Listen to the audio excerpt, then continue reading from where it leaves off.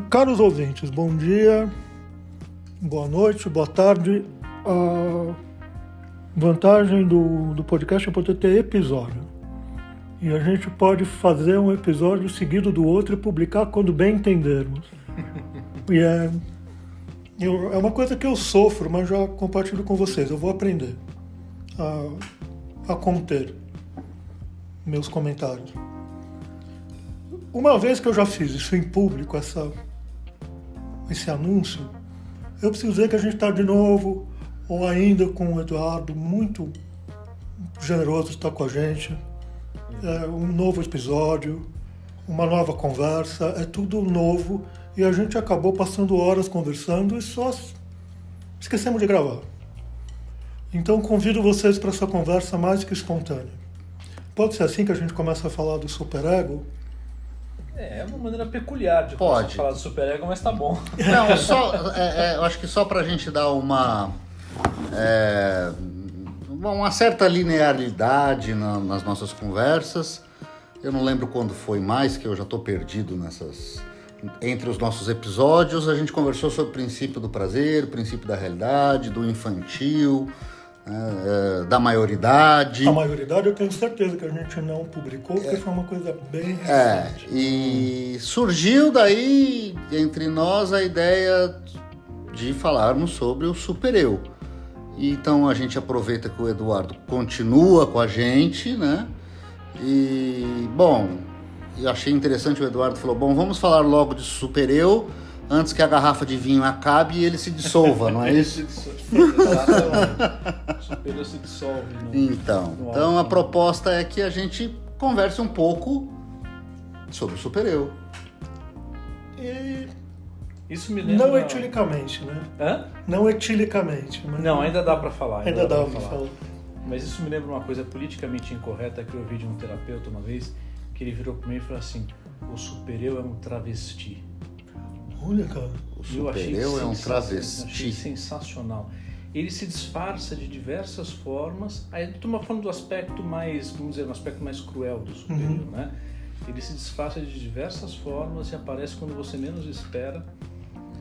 Então, quando você está falando de um supereu mais rígido, mais cruel, ele se disfarça e ataca quando você menos espera.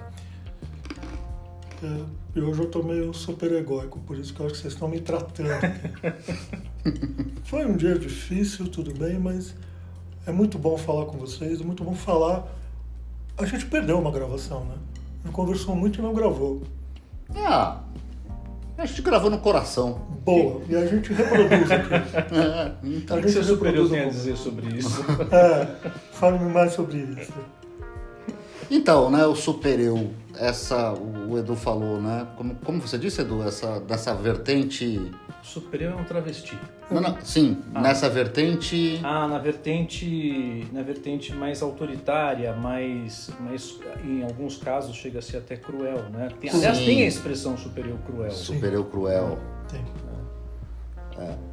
O supereu é uma instância, né? Uma instância psíquica, né? Junto com o isso e o eu, né? Que a gente pode dizer também o id, o ego e o superego, que ele cumpre uma função estruturante e de contenção do aparelho, do funcionamento psíquico do indivíduo, não é isso? Sim. Eu estou me abstendo de propósito, porque senão a minha formação jurídica vem à frente. Então eu vou ficar só quieto para não... Fale mais sobre isso. Então, não, agora não, cara. É uma coisa muito bizarra. Porque então, eu ouvi falar muito mal do supereu no direito. Mas o supereu, ele é muito mal falado não só no direito. Ele também é muito mal falado entre analistas, né? Sim, também. Algo como se devesse ser combatido, extirpado, e então o sujeito iria encontrar a sua própria liberdade, então o seu estado de sei lá do quê. Bom, isso estaria de acordo com aspectos culturais predominantes na contemporaneidade que tendem mesmo, de fato, a proporcionar uma descarga sistemática das coisas, né? O princípio do prazer... O princípio do prazer direto. Direto. Descarga total. E aí perde-se a possibilidade de analisar o super-eu como algo organizador mesmo, que inclusive diz para o sujeito, olha, não precisa fazer tudo. Tem limite, né? Tem limite, não é bom ter limite, né? O que seria um atributo do princípio da realidade. Mas seria decorrente, exatamente, seria decorrente de um princípio, peraí, não dá para fazer tudo. Então eu concordo, acho que o super-eu ganha uma fama injustificadamente, né?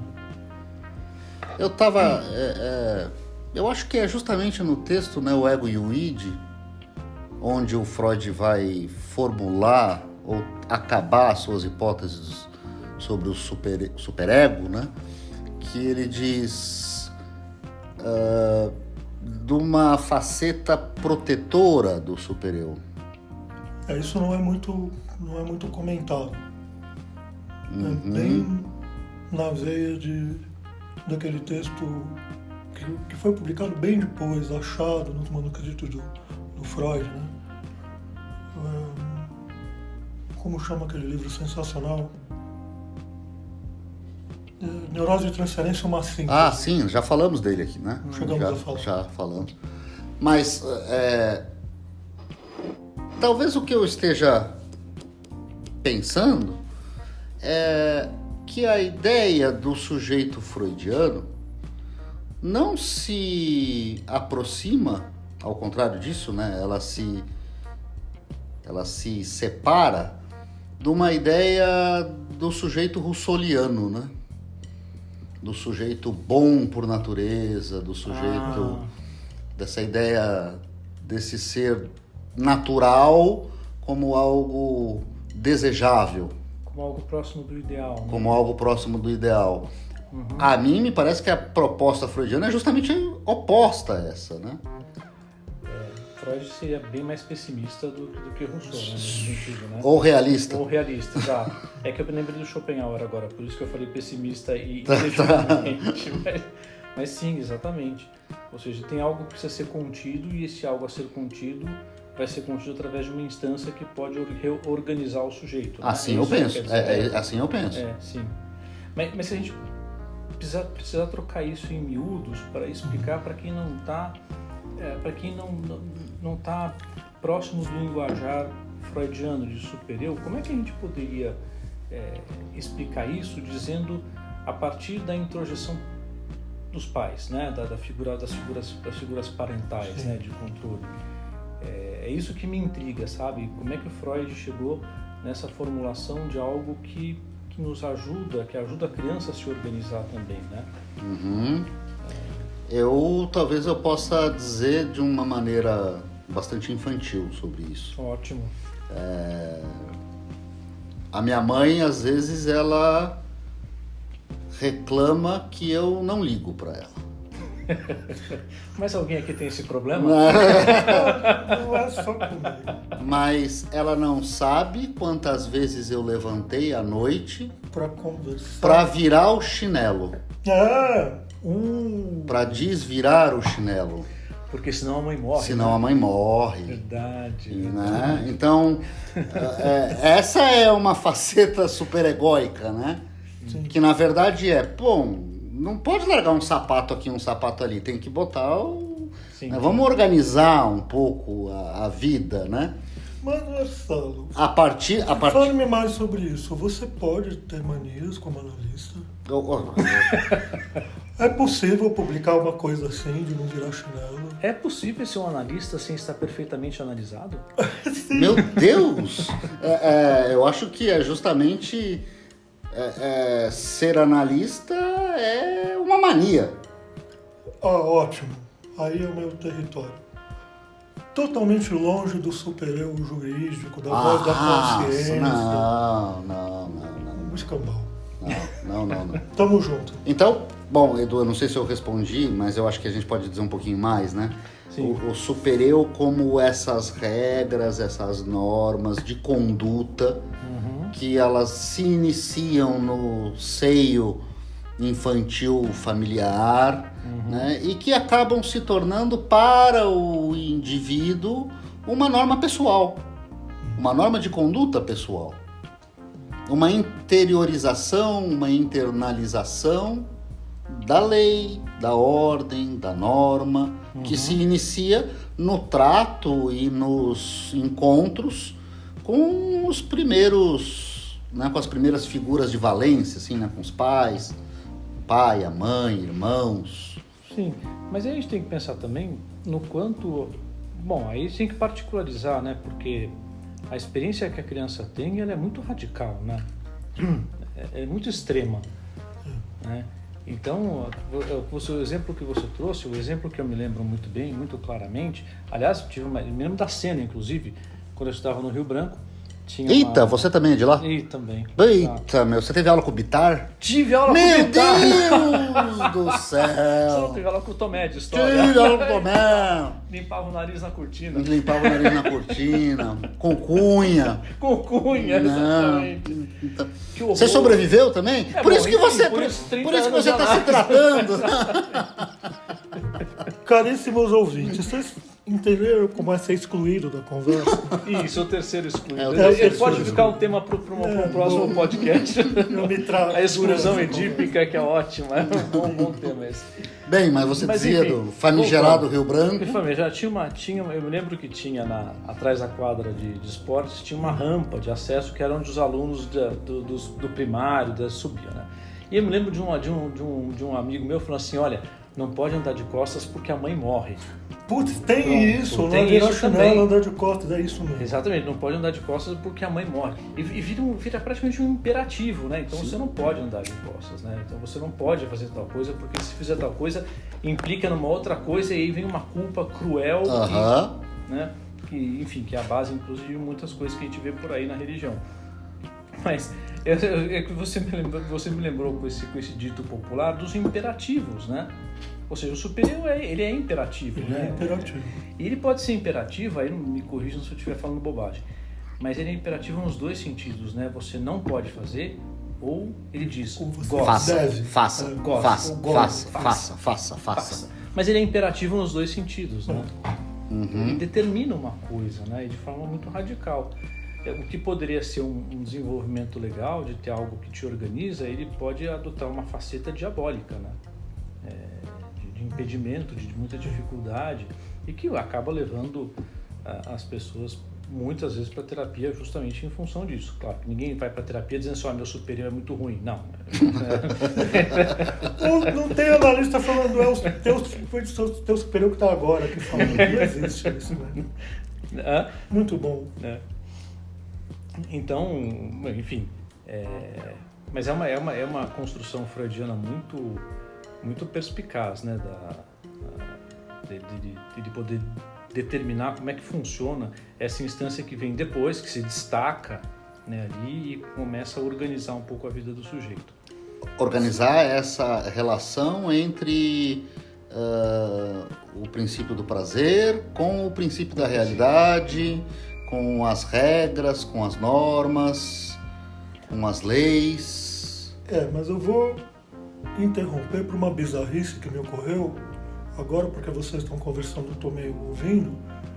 A gente fala de matar o pai, mas ninguém fala de matar a mãe, né, na psicanálise. Opa, E é um assunto delicado. bicho, isso é um assunto. Assunto delicado esse, né? Só me ocorreu assim. É bom, as coisas que você fica aí quietinho, Tá bom, desculpa. mexendo no cavanhaque, e aí de repente você solta uma dessas, né? Sem aviso. Sem aviso. Mas você faz isso também, Né? tá tudo bem. Tô me vingando. Bom, a mãe a gente não mata, né? A mãe a gente vira o chinelo pra ela não morrer. Aliás, é um assunto muito legal. A mãe é imortal, de verdade. Pra psicanálise. Como assim? É uma figura que você não mata. Sim. Imaginariamente. Pode ser um assunto meio datado, mas a morte do pai é um estereótipo psicanalítico, é um texto. Na verdade, se a gente retomar um pouco a história, é até meio que fundante da civilização, né? O pai gozador, né? Mata-se o pai gozador, estabelece no lugar dele. Bom, você falou disso recentemente, não foi? No Totem Tabu? Acho que foi. Então é fundante, né? A mãe é uma coisa bem mais complexa, né? Eu acho que é inclusive mais complexo e mais importante do que o pai. Me ocorreu agora Porque a gente tem mania, como freudianos, eu tenho, de matar o pai, matar de novo, colocar na cruz. Mas a mãe a gente não mexe, né? Eu não sei se eu vou viajar muito, mas eu lembrei agora, você falou, eu lembrei de Sexta-feira 13. Ótimo. Sexta-feira 13 você tem o Jason e você tem a mãe. Olha, cara, é verdade. Eu tava pensando no Norman... Ah, no Norman Bates também, aham. exato. E eu lembrei do Jason porque, enfim, é a mãe que aparece o tempo todo, né? Não aparece nunca a figura paterna. Olha, simplesmente não tinha me ocorrido assim. Legal. Nunca pensei nisso desse modo. Eu acho isso um pouco delicado, mas eu acho que a ocasião pede. Uma paciente uma vez me disse que ter um pai... Bom, ela já tinha perdido tanto o pai quanto a mãe. Mas ela dizia, ter um pai é ter uma relação com a obrigação, com o cuidado. Ter o pai é ter o que cuidar. Ter a mãe, ela dizia, ter a mãe é ter sempre um lugar para onde você pode ir. Eu acho isso muito... Isso é muito bonito, né? Isso veio de uma paciente? Isso veio de uma paciente. Cara, você sabe o que isso me fez lembrar no Kohut? Porque o Kohut ele tem uma passagem em que ele diz basicamente isso em termos técnicos, que na relação com a mãe é como se de fato a criança não precisasse não é se esforçar. Eu espero não estar incorrendo nenhum erro aqui, nenhuma injustiça com o Kohut. Mas é como se na relação com a mãe realmente houvesse uma incondicionalidade. E com o pai não. Então na relação com o pai a criança precisa se esforçar de fato para algo. E nesse esforço ela começa a ingressar no caminho de se tornar sujeito. Sim. Então me parece que o fato de você ter algo que impede é que possibilita um outro caminho. Resguardado por esse lugar sempre à nossa disposição, que é a mãe. Que sempre aberto. Como uma espécie de algo mais protetor. Sim. Não, né? Como algo mais protetor, sim, que a gente precisa dessa proteção. Sim. Né? Ou seja são duas funções operando simultaneamente, né? Uma sem deixar você cair no lugar da crueldade de uma exigência intolerável, né? Porque uma outra te garante uma espécie de amparo. Acho que é isso. Eu acho que é isso, porque o desamparo é sinônimo do vazio da mãe. Se você não tem a mãe, você fica muito desamparado. Perfeito. Concordo. O pai mais do que se não tem o pai. Mais, claro. Muito mais. Claro. E acho que isso é uma coisa pouco falada em termos fora de uma determinada escola da psicanálise, por exemplo. Se a gente pegar a escola inglesa, tem muita referência à mãe. Mas a escola francesa não tanto.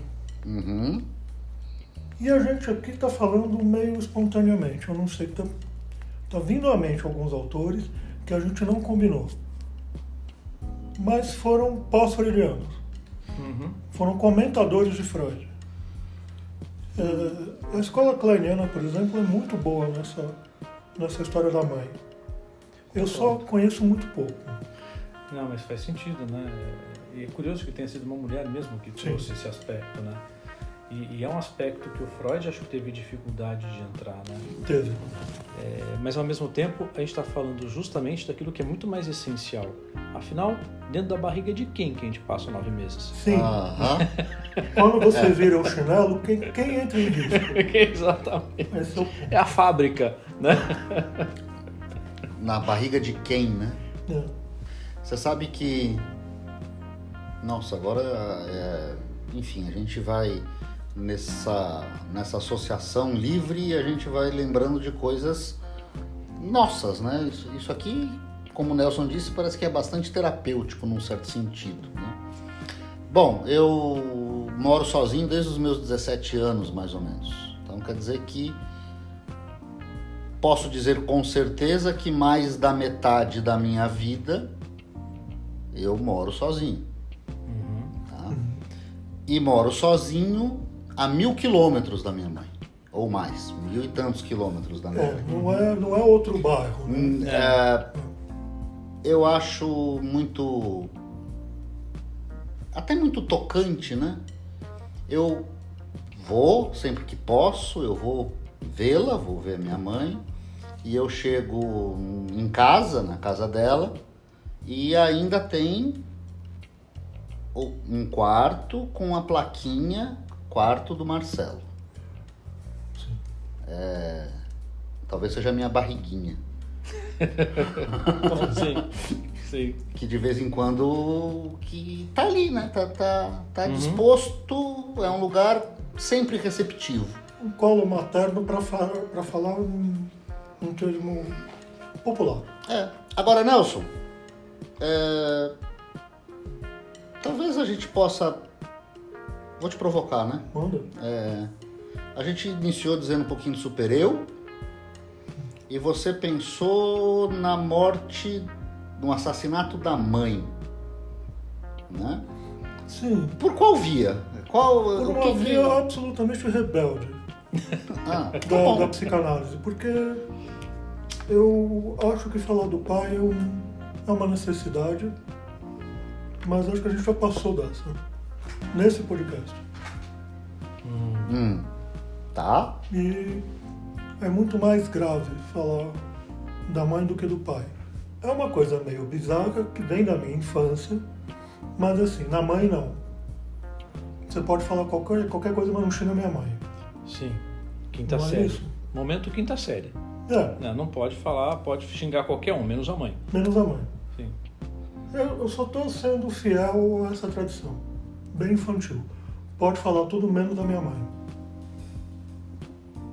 Isso não é bastante super-egóico? Sim. É um limite, né? Limite... É algo que é uma determinação, uma regra, uma lei. Pode tudo menos isso. Então, mas eu continuo insistindo na figura do superego aí paterno. Eu não sei se eu te acompanhei, de verdade. Na questão da mãe. Nisso. Porque quando fala da lei, eu tenho um cacuete, inclusive jurídico, do pai organizar o bagulho. Então eu não sei se eu estou me contradizendo aqui agora, mas acho que a gente precisa falar um pouco melhor da mãe. Mas será que então a gente não está tendo que dar um salto aí para pensar em uma questão controversa, que é a questão de função materna e função paterna? Eu acho que sim. E você nomeou isso como desamparo. E eu acho isso muito, muito, muito preciso, sabe? Tem muitos textos, muita tinta gasta para falar em pânico e desamparo. Que aliás é um texto, não lembro agora quem é o autor. Mas é um título de um texto psicanalítico. Acho que é o Mário Eduardo Costa Pereira. Isso, acho que sim. Pânico e Desamparo, é o título de um livro dele. Muito legal, por sinal. Mas estava pensando aqui na conexão que a gente pode fazer com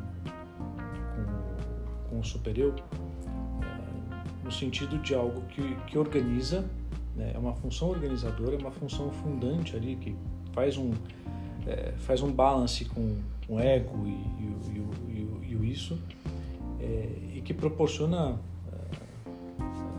que a gente possa se virar na vida, né? Então, aí no aspecto, vamos dizer assim, no aspecto positivo do super-eu, no aspecto que também embute um acolhimento, né, ele te ajuda, né, ele te organiza, ele proporciona uma série de amparos que você pode ter, para se sustentar. Eu acho bom isso. Acho que tem uma coisa que está me ocorrendo, que assim, quando eu penso na falta do pai, eu penso numa coisa de desordem. Quando eu penso na falta da mãe, eu entro em pânico. Claro. Tem uma coisa meio psicanalítica nisso que nunca tinha me ocorrido. É uma questão com a ordem e com o amparo. São ordens distintas. Olha, eu não sei, mas me vieram dois filmes à cabeça. Me veio aquele filme Gravidade, com a Sandra Bullock, né, que eu acho o final daquele filme contundente, né? Então, se a gente imaginar que a Sandra Bullock flutuando no espaço e a criança no útero materno ainda meio solta, meio sem muitas coisas, e a hora que ela firma os pés no chão e ela pode andar por conta própria, ela já tem algo ali mais de uma instância organizadora, né? Eu não sei se é muita viagem, né? Não, esse filme me deixa muito aflito por causa disso que você está falando. Uma coisa que não tem amparo, não tem chão. Exatamente. Um filme muito aflitivo.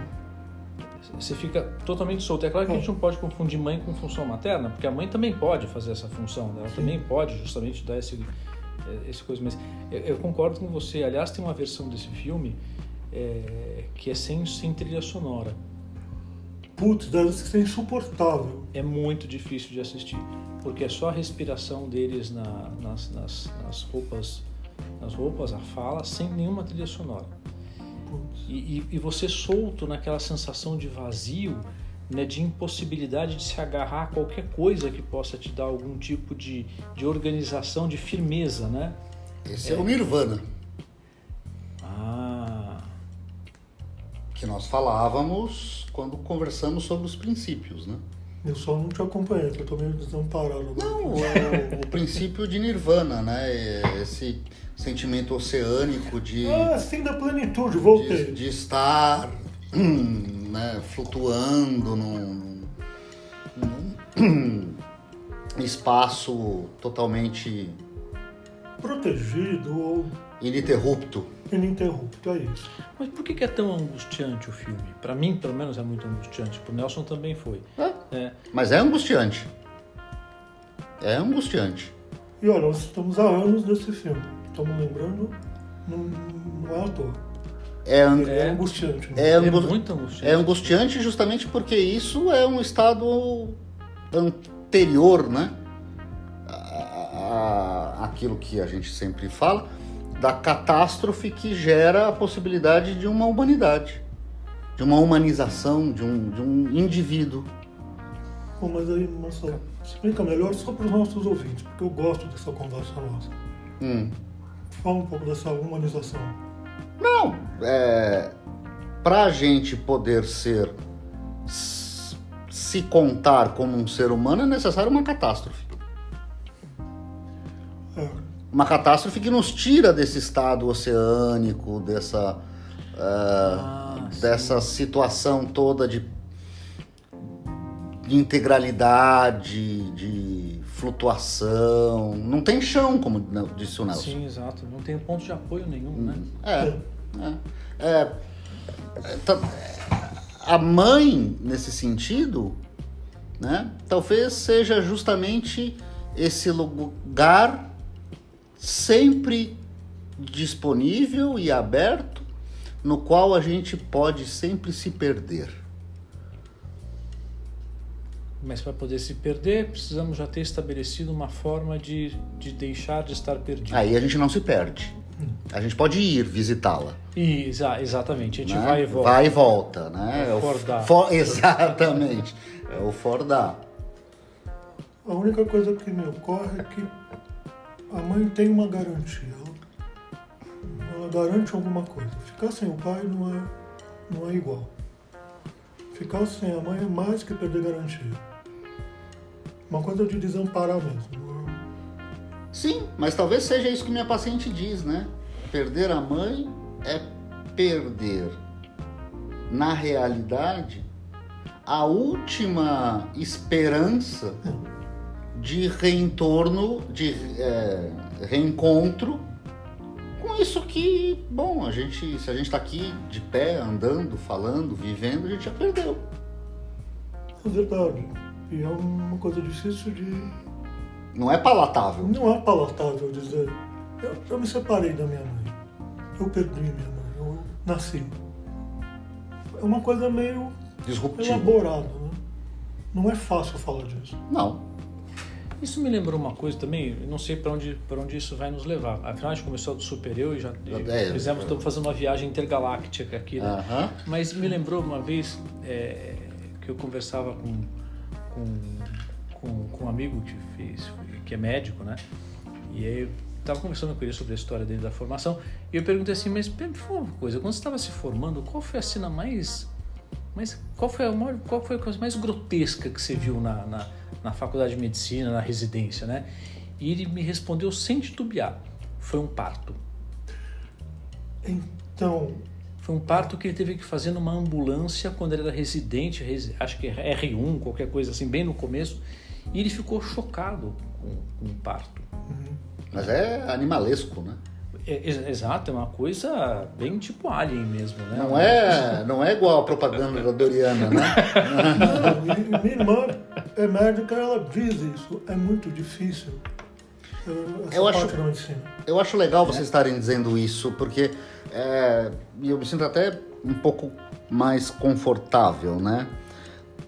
Porque a minha ideia, e eu acho que isso de certo modo, a gente concorda, é pensar essa faceta grotesca, né? Animalesca, que está presente em nós. E que cada vez mais a gente tenta, por meios não trabalhados, vamos dizer assim, para usar o termo de Freud, a gente tenta de modos fakes não nos dizermos e não nos vermos como tão grotescos assim. Né? Isso é interessante. Parto humanizado, parto na água, que a gente vê bebezinho que... Não, o bebê nasce em meio a fezes, urina, Exato. Sangue. Não tem nada de...